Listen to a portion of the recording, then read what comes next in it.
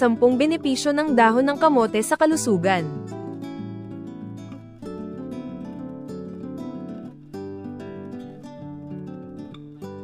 Ang dahon ng kamote o sweet potato leaves ay madalas na ginagamit sa mga lutuing Pilipino at kilala sa taglay nitong mga nutrisyon at benepisyo para sa kalusugan. Narito ang ilan sa mga pangunahing benepisyo ng dahon ng kamote. 1. Mayaman sa antioxidants. Ang dahon ng kamote ay puno ng antioxidants tulad ng vitamin C, anthocyanins, at polyphenols na tumutulong sa paglaban sa free radicals na nagdudulot ng cell damage. Ang mga ito ay nakakatulong na pabagalin ang pagtanda ng cells at mabawasan ang panganib ng cancer at iba pang malalang sakit. 2. Nagpapalakas ng immune system. Ang mataas na antas ng vitamin C at A sa dahon ng kamote ay mahalaga sa pagpapanatili ng malusog na immune system.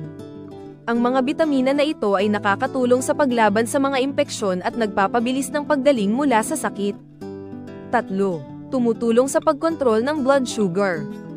Ang regular na pagkonsumo ng dahon ng kamote ay maaaring makatulong sa pagpapanatili ng tamang level ng blood sugar. Naglalaman ito ng dietary fiber na nakakatulong sa mas mabagal na pagtaas ng blood sugar levels, kaya't mainam ito para sa mga taong may diabetes o nagnanais maiwasan ang sakit na ito. 4. Pampalakas ng buto. Ang dahon ng kamote ay mayaman sa calcium at phosphorus, mga minerals na mahalaga para sa matibay na buto at ngipin.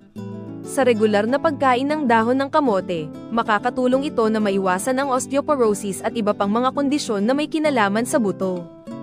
5. Nagpapabuti ng digestive health. Mayaman sa dietary fiber ang dahon ng kamote, na tumutulong sa pagpapabuti ng digestion at nakakatulong na maiwasan ang constipation. Ang fiber ay nagbibigay ng bulk sa dumi, kaya mas madali itong mailabas at nagiging regular ang pagdumi.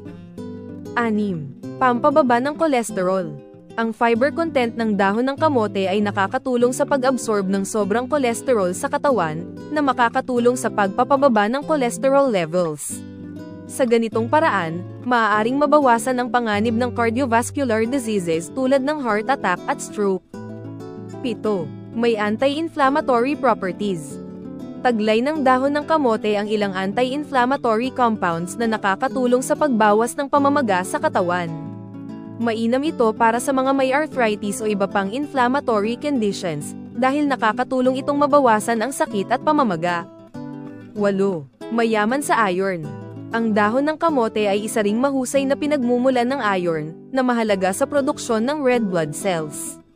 Ang iron ay nakakatulong upang maiwasan ang anemia at mapanatiling malakas at masigla ang katawan, lalo na para sa mga kababaihan. 9. Nakakatulong sa weight management.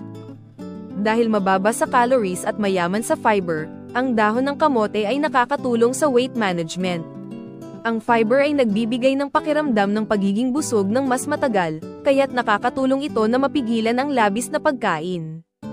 10. Nakakatulong sa kalusugan ng puso. Bukod sa cholesterol-lowering effects, ang dahon ng kamote ay mayaman din sa potassium, na nakakatulong sa pag-regulate ng blood pressure.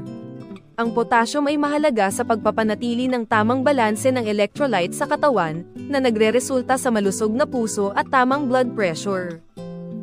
Ang dahon ng kamote ay hindi lang masarap kundi napaka-nutritious din, kaya't isama ito sa iyong dieta upang mas mapabuti ang kalusugan.